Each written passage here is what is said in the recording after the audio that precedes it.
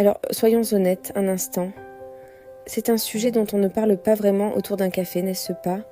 Et pourtant, c'est quelque chose que presque chacun d'entre nous traversera à un moment ou à un autre de sa vie. Je parle bien sûr de la diarrhée. Oui, vous l'avez bien entendu, c'est un phénomène complètement normal, naturel, et franchement, il n'y a absolument rien de honteux à en souffrir. Mais voilà le truc, c'est terriblement inconfortable, et cela peut vraiment perturber votre quotidien. Alors aujourd'hui, on va parler de comment l'arrêter, comment vous sentir mieux, et comment naviguer à travers ce moment délicat, avec confiance et des outils pratiques.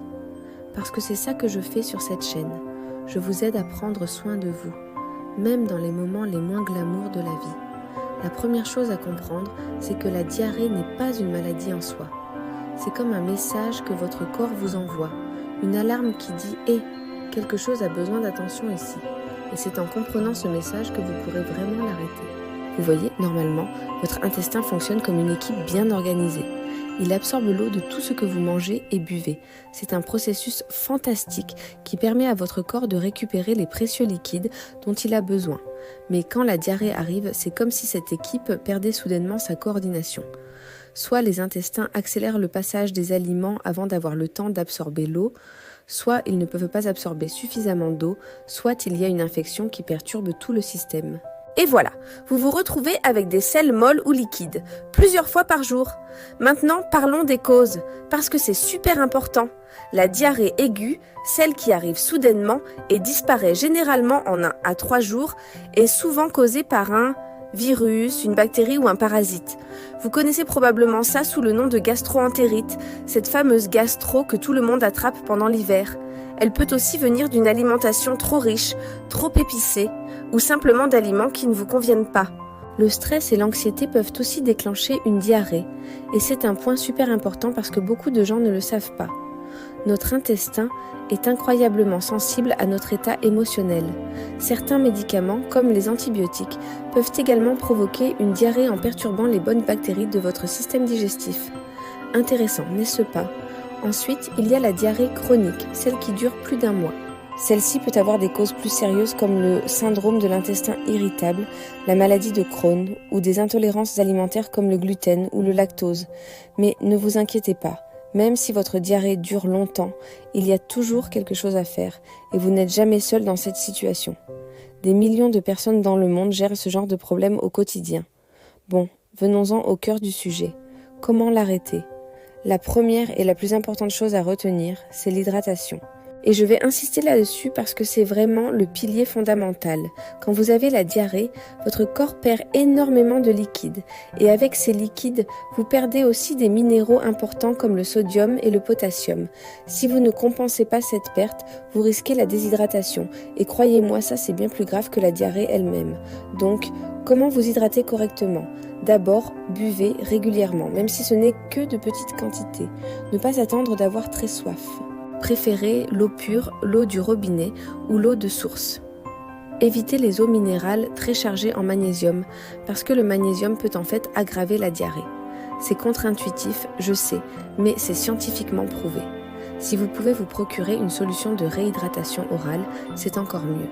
C'est une boisson spécialement formulée qui contient le bon équilibre de glucose et de sel pour aider votre corps à réabsorber les liquides plus efficacement. Vous pouvez en acheter en pharmacie ou même la préparer vous-même à la maison avec une recette simple. 1 litre d'eau, 6 cuillères à café de sucre et une demi-cuillère à café de sel. Voilà, c'est ça votre boisson de récupération. Mieux que n'importe quelle boisson énergisante commerciale, honnêtement. Évitez à tout prix l'alcool, le café et le thé fort, parce que ces substances peuvent aggraver l'irritation de votre intestin. Et si vous êtes tenté par les boissons gazeuses, résistez à cette tentation. Je sais que ça peut sembler apaisant quand on ne se sent pas bien, mais ce n'est vraiment pas ce qu'il faut faire. Une boisson simple et claire, c'est ce dont vous avez besoin. Maintenant, parlons de la nourriture. C'est un domaine où beaucoup de gens se trompent. Le réflexe naturel est souvent de jeûner complètement, mais ce n'est pas la bonne approche. Votre corps a besoin de carburant, même quand vous ne vous sentez pas bien.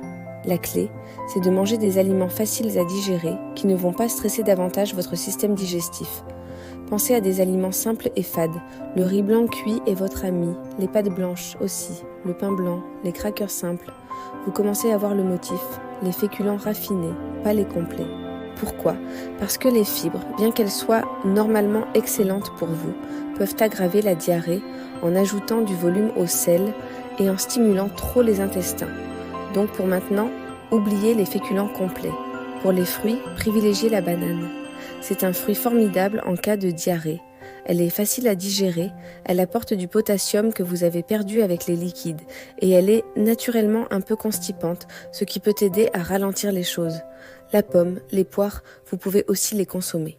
Et si vous mangez d'autres fruits, préférez-les sous forme de compote qui est beaucoup plus facile à digérer que le fruit entier. Pour les légumes, c'est un peu plus délicat parce qu'ils contiennent naturellement beaucoup de fibres, mais quelques légumes cuits peuvent passer sans problème. Les carottes bien cuites, les courgettes, la courge. Ce qui compte vraiment, c'est qu'ils soient bien cuits, presque mous. Vous pouvez même les réduire en purée ou en soupe. Et en parlant de soupe, c'est une excellente option parce que non seulement elle vous apporte les nutriments du légume, mais elle vous réhydrate aussi en même temps. Pour les protéines, tournez-vous vers les viandes maigres. Le poulet sans peau, la dinde, c'est parfait. Le poisson blanc, très facile à digérer. Les œufs, ils sont géniaux aussi. Évitez les viandes grasses, les charcuteries épicées, tout ce qui va demander beaucoup de travail à votre intestin. Si vous mangez du fromage, choisissez un fromage à pâte dure comme l'emmental, le comté, plutôt qu'un fromage mou ou bleu qui serait trop riche. Les produits laitiers en général, c'est à gérer avec prudence. Si vous tolérez bien le lait, allez-y, mais beaucoup de gens trouvent que les produits laitiers riches empirent leur diarrhée. Le yaourt nature, par contre, peut être une excellente option parce qu'il contient des probiotiques, ces bonnes bactéries qui aident votre système digestif. Parlons un instant de ces probiotiques, parce que c'est vraiment intéressant. Ces bonnes bactéries qui vivent naturellement dans votre intestin jouent un rôle important dans la digestion et l'absorption des nutriments. Quand vous avez une diarrhée provoquée par une infection ou par une perturbation de votre flore intestinale, les probiotiques peuvent vraiment vous aider. Vous pouvez les trouver dans les yaourts, le kéfir, la choucroute ou sous forme de suppléments. Si vous optez pour des suppléments, consultez d'abord un professionnel pour vous assurer que vous prenez le bon type et la bonne dose. Pensez aussi à vous reposer. Votre corps combat quelque chose et il a besoin d'énergie pour guérir. Donnez-vous la permission de ralentir, de vous reposer, de ne pas faire grand-chose si vous ne vous sentez pas bien. C'est un moment pour vous choyer, pour écouter votre corps, pour prendre soin de vous d'une manière compatissante. Maintenant, parlons des remèdes naturels qui peuvent vraiment aider. L'argile verte, par exemple. C'est une merveille naturelle avec des propriétés absorbantes. Elle peut aider à absorber les toxines et à calmer votre intestin. Vous la prenez généralement en poudre diluée dans de l'eau. Consultez les instructions parce que le dosage compte. Le gingembre frais, ça fait aussi merveille. Une petite tasse de thé au gingembre peut aider à calmer votre système digestif et à réduire l'inflammation. Les graines de lin, les graines de psyllium, ce sont aussi des options intéressantes pour équilibrer votre transit. Et puis, il y a le menthe. Une tisane à la menthe peut vous aider à vous sentir mieux. Elle a un effet apaisant sur l'intestin. De même, la camomille est connue depuis des siècles pour ses propriétés calmantes et anti-inflammatoires. Créez-vous une petite routine de bien-être autour de ces tisanes. C'est au-delà de la simple médication, c'est aussi du réconfort. Ah, et n'oublions pas de parler du stress et de l'anxiété, parce que c'est vraiment, vraiment important. Votre intestin est directement connecté à votre système nerveux. C'est ce qu'on appelle l'axe gut-brain, l'axe intestin-cerveau. Quand vous êtes stressé ou anxieux, vos intestins réagissent.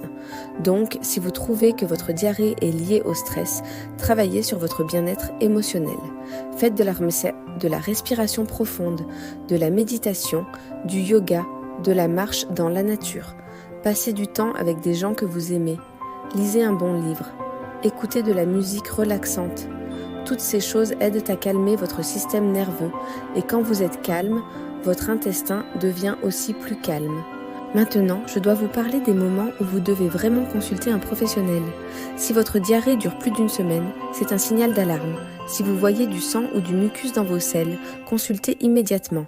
Si vous avez de la fièvre qui ne disparaît pas, des douleurs abdominales sévères, ou si vous commencez à montrer des signes de déshydratation graves comme des vertiges, une confusion ou une bouche très sèche, allez voir un médecin.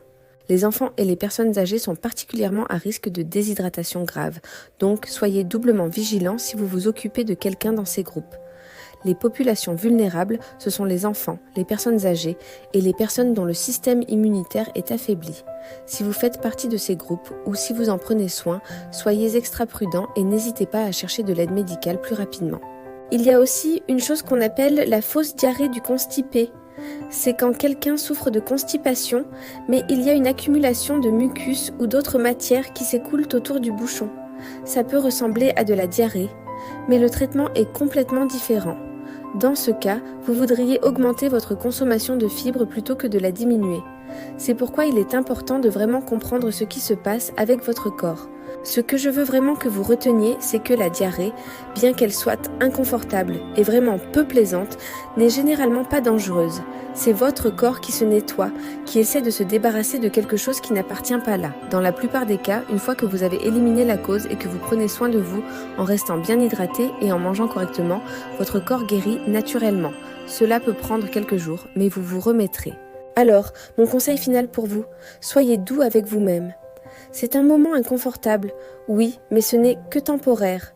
Hydratez-vous, mangez des aliments simples et faciles à digérer, reposez-vous et surtout écoutez votre corps. Si quelque chose ne va pas bien au-delà de ce que vous attendez, consultez un professionnel de santé. Et souvenez-vous, ce que vous traversez, vous n'êtes pas seul, c'est une expérience humaine universelle et vous allez vous en sortir. Prenez soin de vous et n'hésitez pas à partager cette vidéo avec quelqu'un qui pourrait en avoir besoin. Parce que voilà, c'est ça, belle santé. Prendre soin de nous-mêmes et les uns des autres, même dans les moments les moins confortables. Et si vous avez d'autres questions sur la santé et le bien-être, abonnez-vous à ma chaîne, activez la cloche de notification pour ne rien manquer et laissez-moi un commentaire. Ensemble, on peut vraiment prendre soin de notre belle santé. Merci de m'avoir écouté et à bientôt sur Belle Santé.